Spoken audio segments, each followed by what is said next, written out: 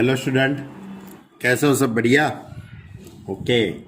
तो last lecture के अंदर हमने चैप्टर 7 स्टार्ट किया था। Chapter number 7, permutation and combination, बराबर, कॉम्बिनेशंस। तो चैप्टर का लॉजिक के ऊपर डिपेंडेड है। पूरे चैप्टर के अंदर आपको लॉजिकली सोचना है, यानी कि फॉर्मूला बहुत कम है। तो एक्सरसाइज 7.1 और इलिस्ट्रेशन 1, 2 और 3 इतने कंप्लीट किए थे। सभी सम आपने अच्छी तरह से समझे होंगे। अब एग्जाम्पल नंबर 4 एक बाकी था, उसकी बात करते हैं और उसके बाद एक्सरसाइज 7.2 के बारे में समझते हैं। तो एग्जाम्पल 4 इस तरह से, find the number of different signal that can be generated by arranging at least two flag in order। कैसे ऑर्डर में रखना है? One below the order on a vertical staff if 5 different flag are available. यानी कि आपके पास 5 flag available है, 5 अलग अलग डिफरेंट के कलर के फ्लैग है, red, yellow, green, white, black, ऐसे 5 टाइप के फ्लैग है आपके पास। उसमें से आपको सिग्नल जनरेट करने के हैं। Find the number of different signal that can be generate by the arranging at least 2 flag. At least, इसके ऊपर ध्यान देना अच्छी तरह से बच्चे लोग। At least 2 flag in order, यानी कि इसका मीनिंग ये हो सकता है कि 2 फ्लैग, एट लीस्ट 2 फ्लैग, यानी 2 फ्लैग का भी सिंबल बन सकता है, 3 फ्लैग का भी यूज करके आप सिग्नल बना सकते हो, 4 फ्लैग का भी यूज करके सिग्नल बना सकते हो और 5 फ्लैग का भी यूज करके सिग्नल बना सकते हो। यानी कि यहाँ अलग अलग टाइप की कंडीशन होगी। 2 फ्लैग का यूज करके कितने सिग्नल बनते हैं वो अब हम सोचते हैं। चलो, अब 2 फ्लैग, ये 1, इसके नीचे ये दूसरा फ्लैग, यानी कि ये जो फ्लैग है वो 5 वेव से भर सकते हैं। ये जो प्लेस है इसके अंदर 5 वेव से, इसके नीचे वाला है उसके लिए आपके पास 4 वेव से, यानी कि 2 सिंबल का, यानी कि 2 फ्लैग का यूज करके कितने सिग्नल बन सकते हैं? तो 5 into 4 दैट इज 20 सिग्नल बन सकते हैं। ओके, तो यानी कि the number of 2 flag signals has 5 into 4 is equal to 20। यानी कि 2 फ्लैग का यूज करके कितने सिग्नल बना सकते हो? 20। अब आपके पास 5 फ्लैग है, कितने फ्लैग है? 5। अब 3 फ्लैग का यूज करना है आपको, ये पहला, दूसरा और इसके नीचे तीसरा फ्लैग। तो इसके कितने सिग्नल बन सकते? तो पहला 5 तरीके से होगा, दूसरा प्लेस 4 तरीके से और तीसरा प्लेस वो 3 तरीके से होगा। यानी कि 5 into 4 into 3 कितने सिग्नल बनेंगे? 60 सिग्नल बनेंगे। इसी तरह 4 फ्लैग के सिग्नल कितने बनेंगे? तो 4 फ्लैग के सिग्नल में भी वही तरीका, 5 into 4 into 3 into 2, यानी कि 120। और द नंबर ऑफ 5 फ्लैग का यूज करके कितने सिग्नल बनेंगे? 5 into 4 into 3 into 2 into 1, यानी कि 120। तो टोटल सिग्नल कितने होंगे? Therefore the required number of signals 20 plus 60 plus 120 plus 120, यानी 320। यानी कि आपको ये सम के अंदर ये 2 फ्लैग वाले कितने सिग्नल बनेंगे। उसके बाद 3 फ्लैग वाले कितने सिग्नल बनेंगे। ओके, ऐसा। उसके बाद 4 फ्लैग का यूज करके कितने सिग्नल बनेंगे, ऐसा। और उसके बाद आपको पूछा गया है कि 5 फ्लैग का यूज करके कितने सिग्नल बनेंगे, ऐसा। 5 फ्लैग 1 2 3 4 एंड 5, बराबर, कितने सिग्नल बन सकते हैं। तो पहला जो है उसके लिए ये 5, यहाँ पे 4, यानी कि इसके 20 सिग्नल बनेंगे। 3 फ्लैग का यूज करेंगे तो 5 इंटू 4 इंटू 3 यानी कि 60 सिग्नल बनेंगे। 4 फ्लैग का यूज करके कितने सिग्नल बनेंगे, 5 इंटू 4 इंटू 3 इंटू 20 या 2 यानी 120। और 5 फ्लैग का यूज करके 5 4 3 2 1 यानी 120, यानी कि टोटल कितने सिग्नल बने, तो 20 प्लस 60 प्लस 120 प्लस 120 यानी 320 सिग्नल बने। ओके, तो ये था हमारी एक्सरसाइज 7.1 और उसके अकॉर्डिंग, उसके पर आधारित आगे के एग्जाम्पल 1 2 3 4 एंड 1 2 3 4। अब आगे का टॉपिक समझना है बच्चे लोग। हमारा आगे का टॉपिक है फैक्टोरियल। क्या लिखा है, फैक्टोरियल। आपके लिए नया वर्ड्स है फैक्टोरियल। तो ये फैक्टोरियल है क्या, तो छोटी सी आपसे बात बता दूं कि फैक्टोरियल का मीनिंग क्या होता है।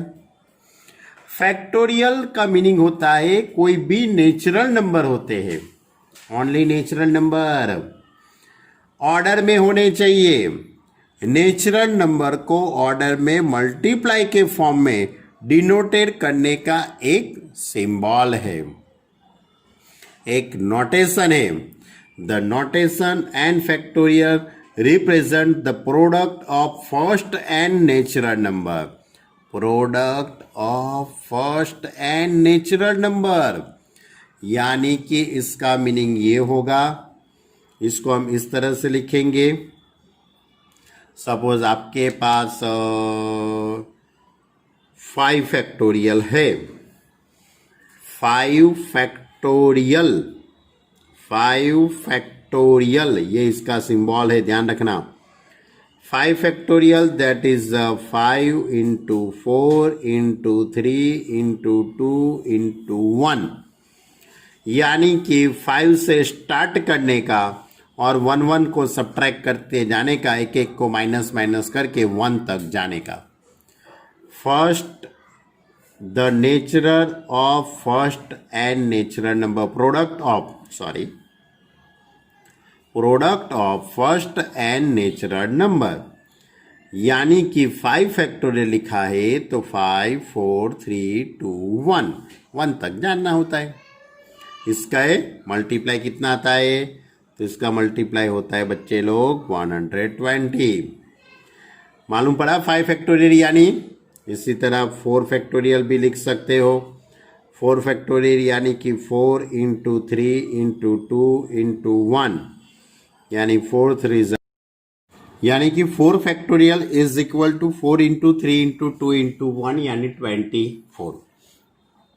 अब आप शायद इसको इस तरह से भी लिख सकते हो, 4 factorial is equal to 1 into 2 into 3 into 4, क्योंकि ये मल्टीप्लाई के फॉर्म में, तो उसका आंसर भी 24 ही आने वाला है, बराबर। यानी कि 4 फैक्टोरियल यानी 1 से स्टार्ट करने का और 4 तक जाने का, इसका मीनिंग ये होता है। और यहां पे हम क्या करते हैं, मीनिंग 4 फैक्टोरियल यानी 4 से स्टार्ट करो और 1 तक जाओ, बात एक ही है, बराबर। चलो दूसरी एक बात, जैसे 2 फैक्टोरियल लिखा है तो 2 इंटू 1 और 2 1 जा 2। इसी तरह 3 फैक्टोरियल लिखे थे हैं तो 3 into 2 into 1 is equal to 6।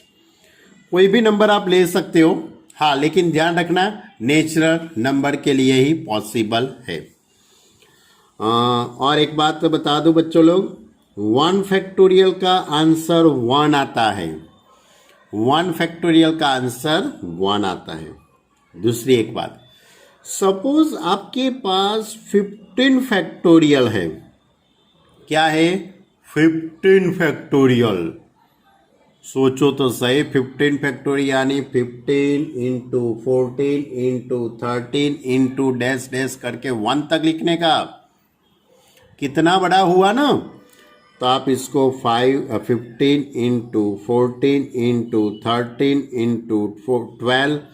अब माना कि मुझे 12 के बाद नहीं लिखना है, तो मैं यहाँ पे 12 फैक्टोरियल लिख सकता हूँ।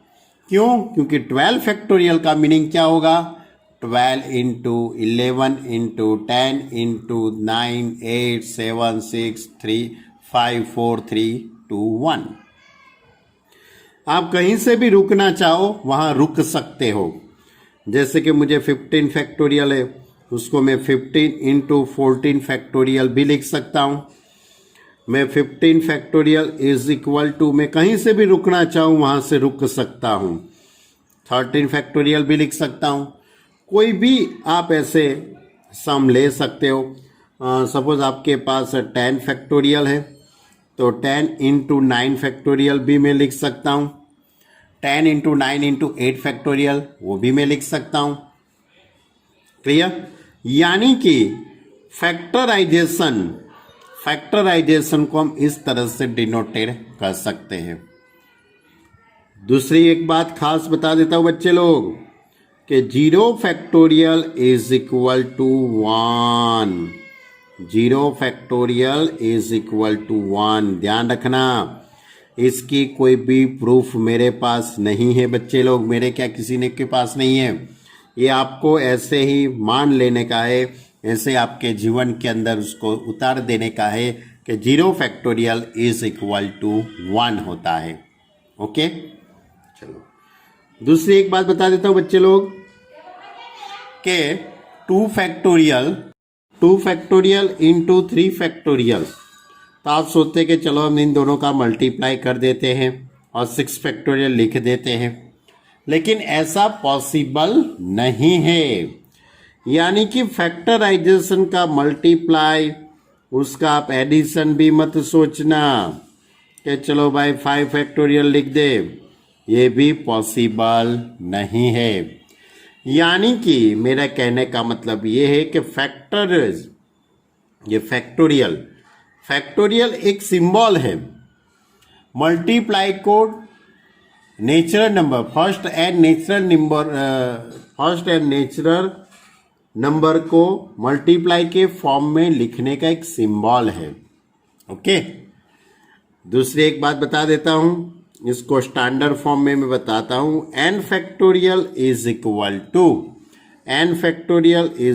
To n minus 1 n minus 2 n minus 3 into 3 into 2 into 1। Clear? दूसरी बात, n factorial is equal to n into n minus 1 into n minus 2 factorial. ऐसा भी आप लिख सकते हो। जैसे मैंने यहाँ पे लिखता हूँ ना 15 फैक्टोरियल, तो 15 इंटू 14 इंटू 13 इंटू 12 फैक्टोरियल। इसी तरह n factorial is n minus 1 n minus 2 factorial. Clear? यानी कि ये फैक्टोरियल मालूम पड़ गया आपको। फैक्टोरियल क्या है? Factorial is a notation and factorial represent the product of first and natural number.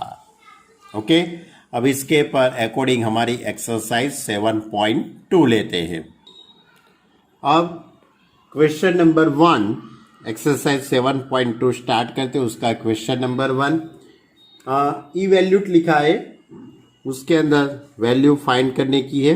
8 factorial that is 8 into 7 into 6 into 5 into 4 into 3 into 2 into 1, यानी कि 1 से 8 तक के नेचुरल नंबर। अब इन सभी का मल्टीप्लाई आप करेंगे कैलसी से, तो 40320 इतना आंसर आएगा। चलो अब इसके अंदर सेकंड क्वेश्चन है। Second question is 4 factorial minus 3 factorial. 4 factorial minus 3 factorial. 4 factorial, that is 4 into 3 into 2 into 1, minus 3 factorial, that is 3 into 2 into 1. So 4 3s are 12, 2s are 24, minus 3 2s are 26. तो 24 minus 6, तो 24 minus 6, that is 18, यानी कि इसका answer 18 आएगा। बहुत सारे ऐसे question बन सकते हैं। चलो अब क्वेश्चन नंबर 2 लेते हैं। क्वेश्चन नंबर 2 के अंदर है ऐसा एक क्वेश्चन आपको पूछा गया है, is 3 factorial plus 4 factorial is equal to 7 factorial. 4 factorial plus 3 factorial is equal to 7 factorial हो, लिख सकते हो आप?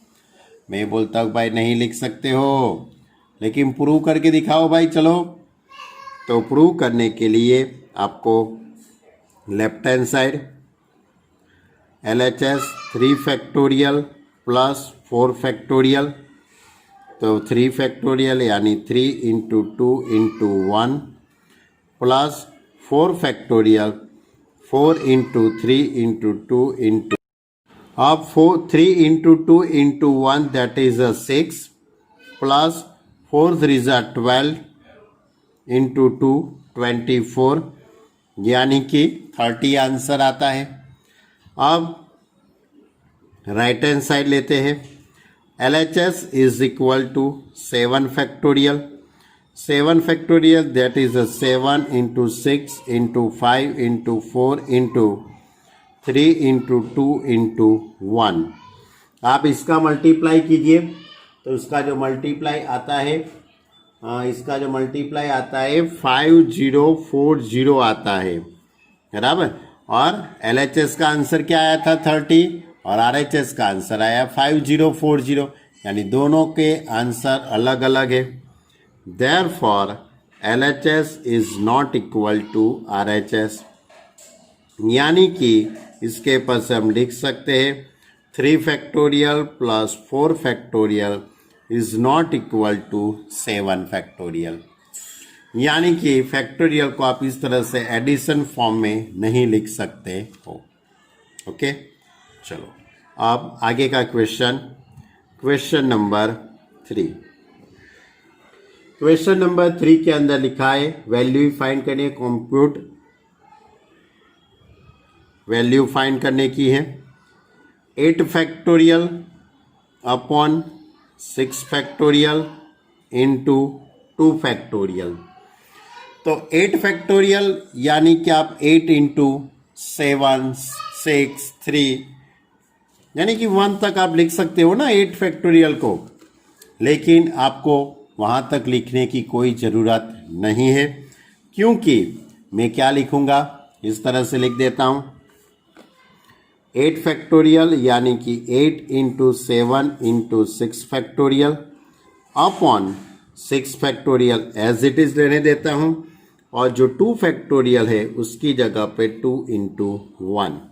6 फैक्टोरियल कट हो जाएगा, तो 8 इंटू 7 अपॉन 2, यानी कि 2 4 8 और 28 आंसर आ जाएगा। क्लियर? यानी कि आपको इस तरह से भी लिख सकते हो। यदि आपको पूरा लिखना है तो भी लिख सकते हो। 8 फैक्टोरियल यानी 8 7 6 5 4 3 2 1। नीचे 6 फैक्टोरियल है तो वहाँ भी आप लिख सकते हो 6 5 4 3 2 1, और 2 फैक्टोरियल यानी 2 इंटू 1। काट कुपी करेंगे और आंसर लाएंगे तो यही आंसर आएगा। चलो क्वेश्चन नंबर 4। क्वेश्चन नंबर 4 इस तरह से है, if 1 upon 6 factorial plus 1 upon 7 factorial is equal to x upon 8 factorial. तो फाइंड एक्स, एक्स की वैल्यू आपको फाइंड करने की है।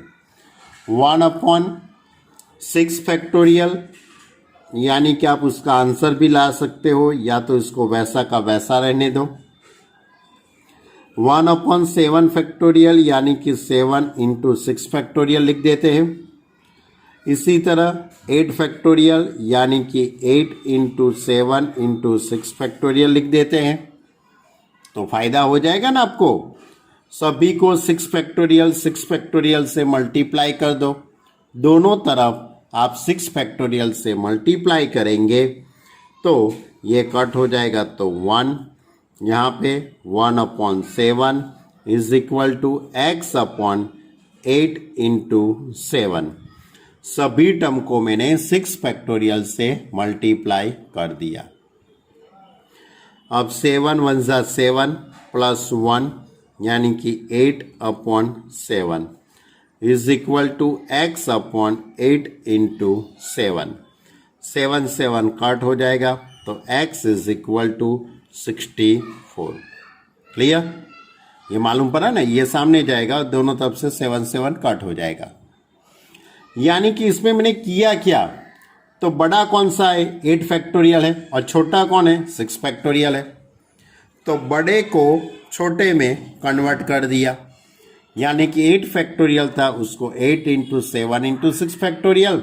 इसी तरह ये 7 फैक्टोरियल को भी मैंने 7 इंटू 6 फैक्टोरियल लिख दिया और पूरे टर्म को मैंने 6 फैक्टोरियल से मल्टीप्लाई कर दिया। चलो अब question number 5।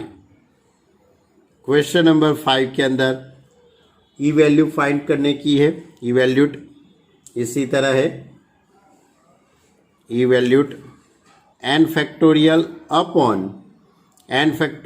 Upon n minus r factorial when first question इस तरह से n इज इक्वल टू 6 और r is equal to 2। r is equal to 6 and r is equal to 2। अब आपको वैल्यू फाइंड करने की है n factorial upon n minus r factorial. n factorial यानी कि 6 फैक्टोरियल अपॉन 6 माइनस 2 फैक्टोरियल, तो is equal to 6 factorial upon 4 factorial हो जाएगा। अब 6 इंटू 4 फैक्टोरियल है, नीचे 4 फैक्टोरियल है, ऊपर 6 फैक्टोरियल है, तो मैं 6 इंटू 5 इंटू 4 फैक्टोरियल लिख दूँ और अपॉन में 4 फैक्टोरियल। तो ये 4 फैक्टोरियल कट हो जाएगा, तो आपका आंसर आ जाएगा 30। ऐसा ही दूसरा क्वेश्चन है आपके पास, दूसरा क्वेश्चन है। इसमें लिखा है n इज इक्वल टू 9 लेने का है और r इज इक्वल टू 5। इसमें भी n factorial upon n minus r factorial, n की जगह पे 9 फैक्टोरियल अपॉन n की जगह पे 9, r की जगह पे 5, n माइनस 5 फैक्टोरियल, यानी कि n फैक्टोरियल अपॉन 4 फैक्टोरियल लिखेंगे। इन दोनों का सब्ट्रैक्शन होगा। अब ऊपर 9 फैक्टोरियल, नीचे 4 फैक्टोरियल है, तो क्या करेंगे आप, ये जो 9 फैक्टोरियल है उसको 9 इंटू 8 इंटू 7, 6, 5 और 4 फैक्टोरियल, यानी मैंने सिंप्लीफाई दे दिया। 9 into 8 into 7 into 6 into 5 into 4 factorial और 4 फैक्टोरियल इतना कट हो जाएगा। इन सभी का मैंने मल्टीप्लाई कर दिया 9 इंटू 8 इंटू 7 इंटू 6 इंटू 5, तो 15,120। ये थी हमारी एक्सरसाइज 7.2। अब ये जो एक्सरसाइज 7.2 है उसके अकॉर्डिंग आगे एग्जाम्पल है, लेकिन आप देख सकते हो आपकी टेक्स्ट बुक के अंदर एग्जाम्पल नंबर 5 बहुत इजी है, एग्जाम्पल नंबर 6 वो भी बहुत इजी है। यानी कि आपको एग्जाम्पल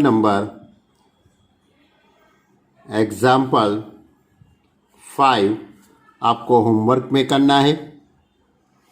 इसी तरह एग्जाम्पल 6 वो भी आपको होमवर्क में करना है। एग्जाम्पल 7 वो भी आपको होमवर्क में करना है। अब मैं इसके आगे एग्जाम्पल नंबर 8 की बात करता हूँ। वो थोड़ा अच्छा है, वैसे इजी है, अच्छा है लेकिन बहुत इजी है, फिर भी आईएमपी है। एग्जाम्पल नंबर 8, एग्जाम्पल नंबर 8 इस तरह से फाइंड एक्स की वैल्यू फाइंड करने की है। 1/8 factorial plus 1/9 factorial is equal to x/10 factorial. तो यहाँ पे आपके पास 1/8 फैक्टोरियल x फैक्टोरियल x के अपॉन 10 फैक्टोरियल है। तो इन सभी में बड़ा नंबर कौन सा होगा? 10 फैक्टोरियल। और छोटा कौन है? 8 फैक्टोरियल। तो मैं क्या करता हूँ, सभी को छोटे में कन्वर्ट कर रहा हूँ, सभी को छोटे नंबर के अंदर कन्वर्ट कर देते। 1/8 factorial as it is, 1/9 factorial यानी कि 9 into 8 factorial is equal to x/10 into 9 into 8 factorial. Clear? सभी को मैं 8 फैक्टोरियल से मल्टीप्लाई करता हूं, दोनों तरफ में 8 फैक्टोरियल से मल्टीप्लाई करूंगा तो 1 plus 1/9 is equal to x/10 into 9। अब 9 का मैं एलसीएम लूंगा तो 9 1 ज़ा 9 प्लस 1 यानी 10/9 is equal to x/10 into 9। दोनों तरफ से 9 9 कट हो जाएगा, therefore x is equal to 100। Clear? मालूम पड़ा आपको? ये था हमारा एग्जाम्पल नंबर 8। बहुत इजी था, बराबर। ऐसा कोई भी क्वेश्चन बना सकते हैं, ऐसा जरूरी नहीं कि यही हो सकता है। 8 फैक्टोरियल है, उसकी जगह पे 9 फैक्टोरियल और ये 10 फैक्टोरियल, इसकी जगह पे कोई भी नंबर सेट कर सकते हैं वो लोग। हाँ, लेकिन सेटिंग इस तरह से ही होगा, बराबर। तो ये थी हमारी एक्सरसाइज 7.2 और इसके अकॉर्डिंग एग्जाम्पल 1 to 8। अब हम आगे का टॉपिक समझना है, बहुत इंपॉर्टेंट टॉपिक है। अब हम चैप्टर को आगे ले जाते हैं। हमारा जो चैप्टर है परम्यूटेशन एंड कॉम्बिनेशन। अब परम्यूटेशन यानी अरेंजमेंट, मैंने ऐसा आपको समझाया है। लेकिन अरेंजमेंट अलग अलग टाइप की होती है। जैसे कि आपके पास मैंने 7.1 एक्सरसाइज के अंदर आपको समझाया था कि माना कि आपके पास ये एक स्पेलिंग है, जैसे कि ROSE, ये स्पेलिंग है। ये स्पेलिंग के अकॉर्डिंग मुझे बहुत सारे स्पेलिंग बनाने हैं। इसके अल्फ़ाबेटिक का यूज़ करता हूँ मैं। यही अल्फ़ाबेट है, उसका यूज़ करके मैं बनाता हूँ। तो इसके अंदर सभी जो अल्फ़ाबेट है वो सब डिफरेंट ही है। लेकिन सपोज मैं ये स्पेलिंग लिख रहा हूँ, APPLE, एप्पल, ये स्पेलिंग। ये जो स्पेलिंग है इसके अंदर अल्फ़ाबेट यहाँ पे रिपीट होता है। रिपीट होते यानी कि इसका अरेंजमेंट कुछ अलग होगा। और इस टाइप के जो स्पेलिंग है उसके भी अरेंजमेंट थोड़े अलग होते हैं। यानी कि हमारे पास दो टाइप के परम्यूटेशन है। दो टाइप के परम्यूटेशन है। एक परम्यूटेशन ऐसा है कि जिसमें सभी अल्फ़ाबेट डिफरेंट होते हैं। जैसे कि हमने कोई पासवर्ड बनाते हैं तो पासवर्ड के अंदर कोई भी अल्फ़ाबेट होते हैं उसका फिर से दोबारा यूज़ नहीं करना है, ऐसे कंडीशन है। और दूसरी जो कंडीशन होती है कि भाई आप कोई भी अल्फ़ाबेट या कोई भी डिजिट हो उसका रिपीटेड कर सकते हो। तो ये जब अरेंजमेंट होती है वो दो टाइप की अरेंजमेंट है। जो सबसे पहली जो अरेंजमेंट है ये इस टाइप की है। तो ये जो परम्यूटेशन है और ये भी परम्यूटेशन है, दोनों के लिए एक एक फॉर्मूला है। तो इस तरह से उसकी फॉर्मूला है, आपको याद रखना है। पहले तो मैंने परम्यूटेशन की डेफिनेशन लिखी है।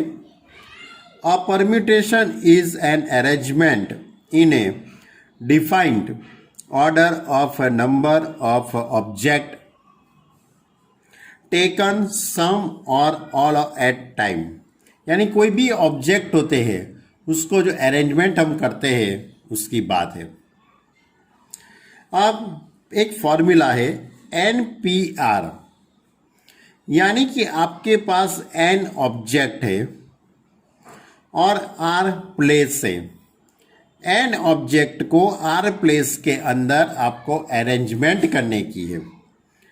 ये जो n प्लेस है और r अरेंजमेंट आपको करनी है, तो इसकी ये फॉर्मूला है n factorial upon n minus r factorial. कौन सी formula? n factorial upon n minus r factorial. जहां पे ये r की वैल्यू, वेर r की वैल्यू 0 से ज़्यादा होती है या 0 जितनी हो सकती है, और लेस देन और equal to n, and n is not equal to 0। ये NPR की फॉर्मूला है। P यानी परम्यूटेशन, n ऑब्जेक्ट को r प्लेस में अरेंजमेंट करने का है। वो कितने तरीके से हो सकते हैं उसकी ये फॉर्मूला है। क्लियर? जैसे कि आपके पास 5 स्टूडेंट है और आपके पास 3 चेयर है। 5 स्टूडेंट है और 3 चेयर है, तो 5P3 होगा, और ये फॉर्मूला के अंदर वैल्यू पुट करते तो उसका आंसर आ जाता है। बराबर? तो ये पहला परम्यूटेशन हुआ। दूसरा परम्यूटेशन, दूसरे परम्यूटेशन के अंदर मैंने आपको बताया था कोई भी स्पेलिंग होता है उसके अंदर हम अल्फ़ाबेट का दोबारा यूज करते हैं। जैसे कि एप्पल का स्पेलिंग देखो आप, बराबर। उसके बाद कोई मैथमेटिक्स, अपना मैथमेटिक्स का स्पेलिंग देखिए, परम्यूटेशन का स्पेलिंग देखिए। ऐसे बहुत सारे स्पेलिंग है जिसके अंदर हम इसके अंदर रहे हुए अल्फ़ाबेट रिपीट होते हैं। तो उसके अकॉर्डिंग हम दूसरे कितने स्पेलिंग बना सकते हैं, वो उसके बारे की एक फॉर्मूला है। The number of permutation of an object where P1 object are of one kind, P2 are of the second time, P3 are of the 3 times, P4 is a 4 times, P5 is a 5 time, यानी कि ऐसे repeat होता रहता है। तो ऐसे K तक है। P of K are of kth kind and the rest if any are of different kind is n factorial upon p1 factorial, p2 factorial, p3 factorial up to pk factorial। अब ये जो formula है उसका use आपको किस तरह से करना है, तो इसके लिए मैं आपको एक छोटी सी बात बता देता हूं। सपोज मैंने अभी आपको समझाया था कि आपके पास ये स्पेलिंग है एप्पल का। ये एप्पल के स्पेलिंग पर से आप दूसरे कितने स्पेलिंग बना सकते हो, तो इसके लिए कितने प्लेस है? 1 2 3 4 5, यानी कि n is equal to 5 place है। और रिपीट कौन होता है? P 2 बार रिपीट हुआ। P 2 बार रिपीट होता है, इसलिए P1 is equal to 2, P1 is equal to 2। बाकी तो सब 1 टाइम्स ही है। A भी 1 टाइम्स है, एल भी 1 टाइम से, ई भी 1 टाइम से। तो बनने वाले total words n factorial upon P1 factorial, P2 factorial up to Pk factorial. लेकिन यहाँ पे सिर्फ P1 ही आएगा, तो n फैक्टोरियल यानी कि 5 फैक्टोरियल अपॉन 2 फैक्टोरियल, क्योंकि और कोई तो रिपीट होता नहीं है। यदि माना कि l 2 बार आता तो मैं यहाँ P2 इज इक्वल टू लिखता। सपोज A 3 टाइम्स आता है तो मैं P3 इज इक्वल टू 3 लिखता। लेकिन ऐसा कोई यहाँ पे अल्फ़ाबेट रिपीट नहीं होता है, सिर्फ P ही रिपीट होता है। तो अब इसका आप सिंप्लीफाई दे दीजिए। 5 into 4 into 3 into 2 factorial upon 2 factorial, ये कट हो जाएगा। 5 4 ज़ा 20, 23 ज़ा 60, यानी कि 60 स्पेलिंग आप बना सकते हो। क्लियर? तो ये तो मैंने बहुत छोटा सा सम लिया है, इसके अकॉर्डिंग बहुत सारे सम हैं। जब क्वेश्चन आएंगे अपनी एक्सरसाइज के अंदर या तो आगे एग्जाम्पल के अंदर, तब हम उसकी बात करेंगे। क्लियर? तो और दूसरी भी एक बात है कि जैसे कि ये मैंने 2 टाइप की अरेंजमेंट बताई, तीसरी भी टाइप की अरेंजमेंट है। तीसरी टाइप की जो अरेंजमेंट है वो सर्कल अरेंजमेंट कहते हैं, circle permutation, permutation of circle, जिसकी बात हमारी टेक्स्ट बुक में नहीं है। माना कि सपोज कोई डाइनिंग टेबल है, डाइनिंग टेबल पे आप घर के अंदर, आपके घर के अंदर 5 सदस्य हैं, घर के अंदर आप 5 सदस्य हैं, मम्मी पापा आप भाई और बहन, तो सब मिला के आप डाइनिंग टेबल पे, बराबर, डाइनिंग टेबल पे खाना खाने के लिए बैठना है। तो किस तरह से बैठ सकते हो, लेकिन डाइनिंग टेबल राउंड में है, तो ए बी सी और डी और ई, 1 2 3 4 5, तो ए टाइप की जो अरेंजमेंट है उसको सर्कल परम्यूटेशन कहते हैं। इस टाइप की अरेंजमेंट कैसे होती है हम उसकी बात बाद में करेंगे, अभी आपको सिर्फ ध्यान रखना है। हमारे पास तो इधर सिर्फ 2 टाइप की ही अरेंजमेंट है, एक डिफरेंट और ये रिपीट होने वाले। तो इसके अकॉर्डिंग आपके पास है एक्सरसाइज 7.3 और इसके आगे के एग्जाम्पल। 7.3 को बस शांति से समझना बच्चे लोग, क्योंकि बहुत ही टिपिकल है, ऐसा तो मैं नहीं कहता हूँ, आपको ऐसा डराता नहीं हूँ, लेकिन थोड़ा ध्यान रखना और कुछ नहीं। अब आपके पास टेक्स्ट बुक तो होगी। अब क्वेश्चन 1 इस तरह से है कि how many 3 digit number can be formed by using the digit 1 to 9 if no digit is repeated. कोई डिजिट रिपीट नहीं होता है। अब हमें तो एक्सरसाइज 7.1 वो फंडामेंटल और प्रिंसिपल का जो हमने यूज किया था उसका ही हम यूज करके सम सॉल्व करेंगे। अब आपके पास कितने डिजिट है बच्चे लोग? 9 डिजिट है, 1 to 9 डिजिट है आपके पास। आपके पास डिजिट कितने हैं? 1 to 9 है, सॉरी स्टूडेंट, 1 to 9।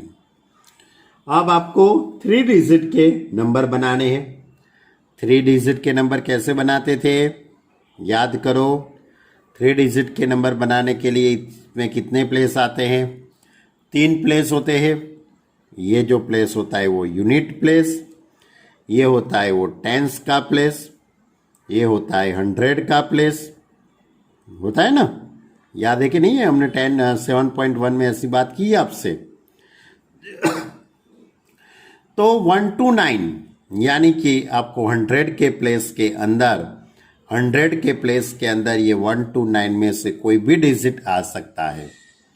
1 to 9 में से कोई भी डिजिट आ सकता है, यानी कि 100 का जो प्लेस है वो 9 वेव्स से हम अरेंजमेंट कर सकते हैं। सिमिलरली 10 का प्लेस, अब आपके पास 9 डिजिट है, उसमें से एक डिजिट का आपने यहाँ पे यूज कर लिया, तो बाकी रहेंगे 8 प्लेस, 8 डिजिट रहेंगे। वो 8 डिजिट में से कोई भी एक डिजिट यहाँ पे आएगा, यानी कि 8 वेव्स हो गए। यूनिट के प्लेस, अब आपके पास 1 to 9 डिजिट थे, 1 to 9 डिजिट में से 2 डिजिट ने तो आपने यूज कर लिया। एक डिजिट 100 के प्लेस में यूज किया होगा और कोई एक डिजिट टेंस के प्लेस में यूज किया, तो आपके पास कितने डिजिट रहे होंगे? 8। इसलिए 8 वेव्स से हम इसके अरेंजमेंट कर सकते हैं। तो therefore total number of 3 digit कितने होंगे? Total number of 3 digit number, 3 digits numbers is equal to, तो 100 का प्लेस 9 वेव्स से होगा, 10 का प्लेस 8 वेव्स से होगा, यूनिट का प्लेस 7 आएगा बच्चे लोग। इधर मैंने गलती कर दी, आप बोलते भी नहीं हो, बोलना चाहिए कि सर आपने गलती कर दी। ध्यान रखना है, ऐसा भी हो जाता है। तो 504 प्लेस यानी कि 504 डिजिट वाले यानी 504 नंबर्स बनेंगे, बराबर। जैसे कि 249, बराबर। ऐसे बहुत सारे डिजिट बन सकते हैं, 943, 329, ऐसे कितने डिजिट बन सकते हैं? 504 डिजिट बन सकते हैं। मालूम पड़ता है ना बच्चे लोग? मालूम पड़ा? 3 डिजिट का नंबर बनाना है। 3 डिजिट के नंबर के अंदर ये यूनिट प्लेस, ये टेंस प्लेस और ये 100 का प्लेस। 100 का जो प्लेस है वो आप 9 तरीके से भर सकते हो। 10 का जो प्लेस है वो 8 तरीके से भर सकते हो, और यूनिट का प्लेस है वो 7 तरीके से भर सकते हो। क्लियर? तो total number of 3 digit numbers is equal to 9 into 8 into 7। Clear? ये था हमारा क्वेश्चन नंबर 1। क्वेश्चन नंबर 2 इस तरीके से है कि how many 4 digit numbers are there with no digit repeated. How many 4 digit number? आपको 4 डिजिट के नंबर बनाना है। 4 डिजिट यानी unit place, tens place, 100 place और 1000 का प्लेस आएगा, बराबर। ये 1000 का प्लेस है, ये 100 का प्लेस है, ये 10 का प्लेस है और ये यूनिट प्लेस है। अब आपको 4 डिजिट के नंबर बनाने हैं, तो आप सोचो यहां पे आप कोई भी डिजिट रख सकते हो। 1 to 9 में से कोई भी डिजिट यहां पे आ सकता है। ये 1000 के प्लेस के अंदर, ये प्लेस के अंदर 1 2 3 4 5 6 7 8 9, बराबर। यानी कि ये जो 100 का 1000 का जो प्लेस है वो 9 तरीके से आप भर सकते हो। सोचना हो बच्चे लोग अच्छी तरह से। अब 100 का प्लेस, अब 100 के प्लेस के अंदर 0 to 9 में से कोई भी डिजिट आ सकता है। आप यहां 0 का यूज कर सकते हो, लेकिन आप यहां पे 0 का यूज नहीं कर सकते हो, क्योंकि यदि आपने यहां पे 0 का यूज किया तो वो 3 डिजिट के नंबर हो जाएंगे, लेकिन आपको 4 डिजिट के नंबर बनाने हैं, इसलिए आप यहां पे 0 का यूज नहीं कर सकते हो बच्चे लोग। इसमें 0 से 9 में से कोई भी डिजिट आएगा। 0 से 9 यानी 10 डिजिट हुए टोटल, लेकिन ये डिजिट में से एक डिजिट का तो आपने आगे यूज कर लिया है। तो कितने डिजिट रहेंगे बच्चे लोग? कितने वेव्स के आप अरेंजमेंट कर पाएंगे? 9 वेव से अरेंजमेंट कर पाएंगे ना? अच्छी तरह से सोचना बच्चे लोग, बराबर। तो अब आपके पास 10 का प्लेस, 10 के प्लेस के अंदर भी आप 0 to 9 के कोई भी डिजिट अप्लाई कर सकते हो, बराबर।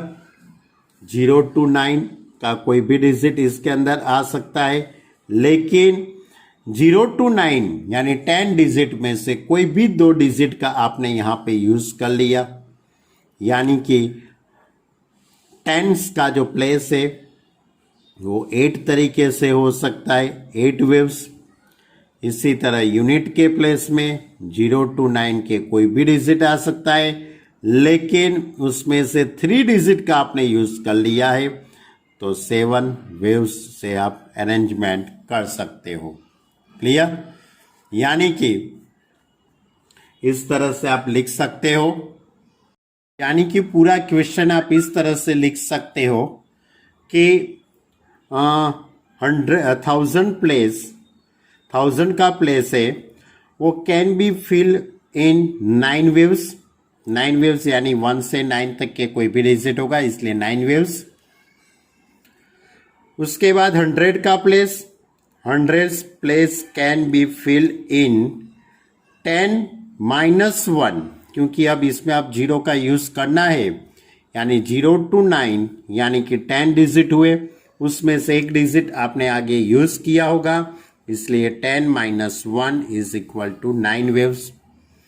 इसके बाजू में 10 का प्लेस, तो 10th place can be fill in 10 because 0 to 9, और इसमें से 2 डिजिट आपने आगे यूज कर लिया है, इसलिए 10 माइनस 2 is equal to 8 ways. Unit का place, unit place can be fill in 10 minus 3, क्योंकि 0 to 9, 0 to 9 के कोई भी डिजिट आ सकता है, यानी कि 10 हो गए, उसमें से आगे के 3 डिजिट निकल जाएंगे, तो 10 माइनस 3 यानी 7 waves. Okay, therefore the required number of 4 digits number is, कितने मिलेंगे आपको 4 डिजिट के नंबर? तो 1000 का प्लेस है वो 9 वेव्स से, 100 का प्लेस भी 9 वेव्स, 10 का 8 और यूनिट का 7, यानी कि 9 इंटू 9 इंटू 8 इंटू 7, यानी कि आपका जो आंसर आ सकता है, इन सभी का आप मल्टीप्लाई करेंगे तो आंसर आएगा 4536, यानी कि 4536 नंबर आपको मिलेंगे। इतने नंबर मिलेंगे जितने 4 डिजिट के नंबर कितने मिलेंगे? How many number? तो 4536 नंबर मिलेंगे। चलो अब आगे का क्वेश्चन नंबर 3 लेते हैं। तो क्वेश्चन नंबर 3 इस तरह से है मेरे पास, आप क्वेश्चन टेक्स्ट बुक में पढ़ लीजिए अच्छी तरह से। जहां तक आप क्वेश्चन नहीं पढ़ेंगे वहां तक आपको मालूम नहीं पड़ेगा। क्वेश्चन अच्छी तरह से पढ़ लीजिए। How many 3 digit even numbers can be made using the digit 1 2 3 4 6 7। इसका यूज करके आप 3 डिजिट के इवन नंबर कितने बना सकते हो, और if no digit it repeated, यानी कि 3 डिजिट के नंबर बनाने इसमें लेकिन कोई भी नंबर रिपीट नहीं होता है। इस तरह से पूरा क्वेश्चन है। तो आप सोचो इवन नंबर के बनाने हैं बच्चे लोग। अब आपके पास 3 प्लेस है, 3 डिजिट का नंबर बनाना है इसलिए 3 प्लेस है। ये यूनिट प्लेस, उसके बाद 10th प्लेस, उसके बाद 100 का प्लेस है। अब इवन नंबर बनाना है, तो इवन नंबर बनाने के लिए आपको यूनिट प्लेस के अंदर 2 आना चाहिए, 4 आना चाहिए और 6 आना चाहिए, यानी कि 2 4 या तो 6 आएगा, तभी ये इवन नंबर बनेगा। इवन नंबर का डिजिट बनाने के लिए यूनिट प्लेस के अंदर 2 आ सकता है, 4 आ सकता है या तो 6 आ सकता है, यानी कि यूनिट का जो प्लेस है वो कितने तरीके से आप भर सकते हो? 3 वेव्स से भर सकते हो। यूनिट के प्लेस बनने के लिए 3 वेव्स से। अब रहे बाकी के 2 प्लेस, तो अब आप सोचो 100 का प्लेस, 100 के प्लेस में इसमें से कोई भी डिजिट आ सकता है, 100 के प्लेस में इसमें से कोई भी डिजिट आ सकता है, लेकिन कोई भी एक डिजिट और इवन वाला कोई भी एक डिजिट यहाँ पे आपने रख दिया है, या तो 2 रखा होगा या तो 4 रखा होगा या तो 6 रखा होगा, यानी कि आपके पास ये 1 2 3 4 5 और 6, ये कितने नंबर है? 6 नंबर है टोटल। इसमें से एक आपने आगे यूज किया है, इसलिए कितने हो गए? 5 वेव्स हो गए। 5 तरीके से आप भर सकते हो। 10 का प्लेस कितने तरीके से भर सकते हो? 6 से नंबर, लेकिन उसमें से 2 प्लेस भरने के लिए 2 नंबर चले गए होंगे, इसलिए 4 वेव्स से आप भर सकते हो। क्लियर?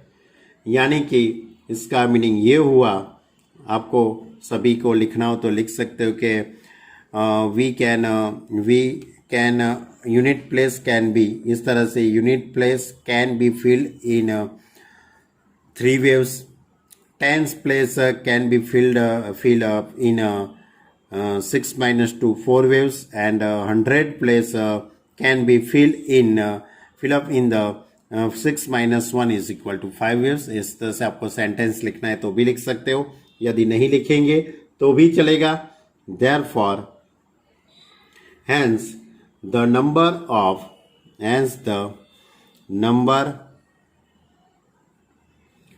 of three digit के 3 digit even नंबर, 3 digit के इवन नंबर कितने बनेंगे?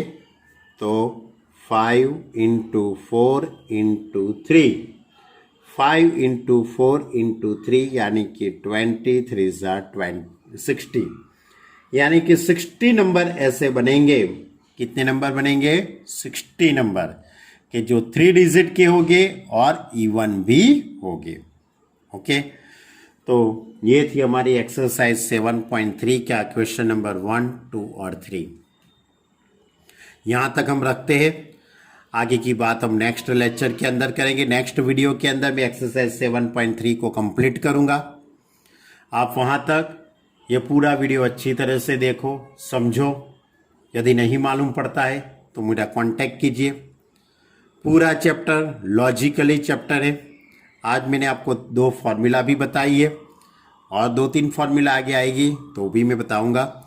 परम्यूटेशन के लिए 2 फॉर्मूला, NPR की फॉर्मूला और वो जैसे कि एप्पल का स्पेलिंग मैंने लिया था, उसके बाद मैथमेटिक्स का स्पेलिंग, ऐसे जो स्पेलिंग होते हैं उसको अरेंजमेंट कैसे करते हैं उसके बारे में था, और फैक्टोरियल क्या है वो मैंने आपको समझाया। ओके, तो इतनी अच्छे से तैयारी करना, खूब अच्छे से प्रैक्टिस करना और लॉजिकली अपना दिमाग लगाना तो मालूम पड़ेगा।